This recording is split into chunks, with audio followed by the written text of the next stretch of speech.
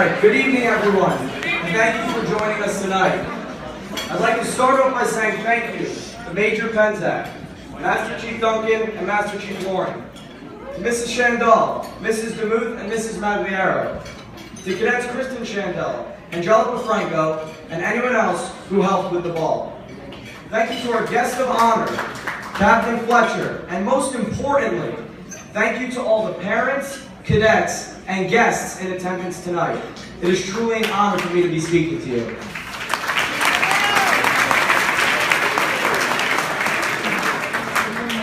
About a week ago, I sat down and thought about what I was going to say in my military ball speech. There were a lot of different things that ran through my head, and I was planning on doing a motivational type speech. I thought this through a variety of different times and decided that it was just too cliche, and that I needed to do something else. And so, I will start with the beginning. And to start, I show you the first day of freshman year, a mixed up Rubik's Cube. I believe this Rubik's Cube represents it very well, because freshman year was a puzzle. It was a puzzle because just like the Rubik's Cube, you could turn it around. You just couldn't turn it around in any unplanned direction, or else it would get more mixed up. In order to solve the mystery of the cube, you had to find out who you truly were as a cadet.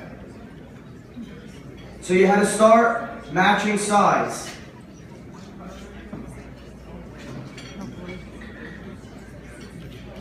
We learned how to stand freshman year in basic formation and how to recite general orders. We learned the entire chain of command and learned that we were supposed to look up to everyone of a higher rank than us. We learned how to shine our shoes, and we learned that push-ups were the solution to most problems here in the unit.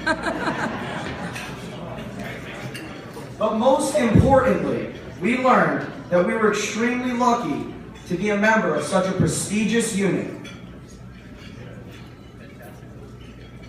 And by the time your freshman year is over, you've solved part of your Rubik's Cube, but you still have a lot left to figure out. Sophomore year, for most people, is almost like that forgotten year. You get the opportunity to hold small leadership positions, such as being a squad leader and being a supply clerk. However, you still have to learn a lot about who you really are as a person in this program. Sophomore year, the first thing that you will probably learn is that no matter what you ask MC Loring, his response will be hoo-yah about 95% of the time.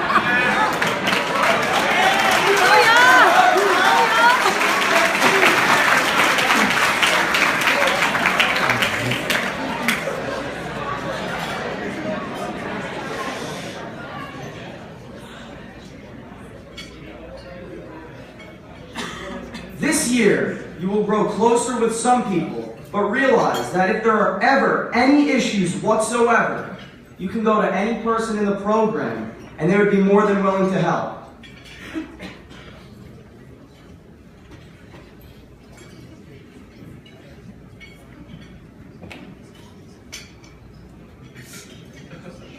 And before you know it, another layer of your Rubik's Cube is complete. But you still have a lot left to do.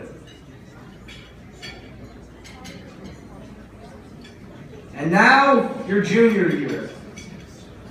You're finally an upperclassman, and younger cadets will start to look up to you. You will have more responsibility, but at the same time, you will be entitled to more opportunities. Holding positions at basic leadership training, earning positions on staff, and getting to finally wear a service dress are just a few examples. But listen, while you do learn to love a lot of the opportunities presented, you do learn to hate one thing.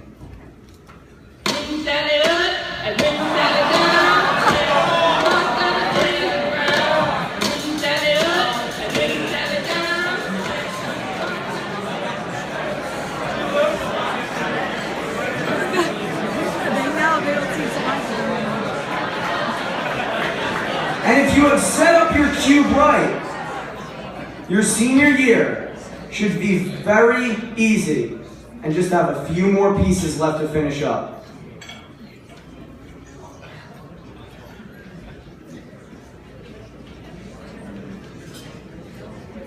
By this point in your NJROTC career, most of you will finally understand what our purpose here is. And this starts off with the mission statement.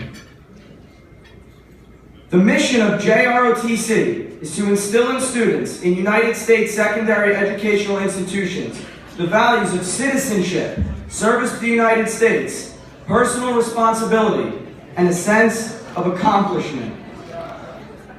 I have always been able to recite this statement word for word, but it never really had a true meaning to me.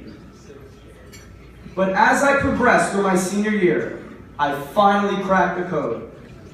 This program wasn't made for high school students to simply just dress up in a uniform. This program wasn't made for drill, and this program wasn't made for orienteering teams. This program wasn't even made to get people to join the military.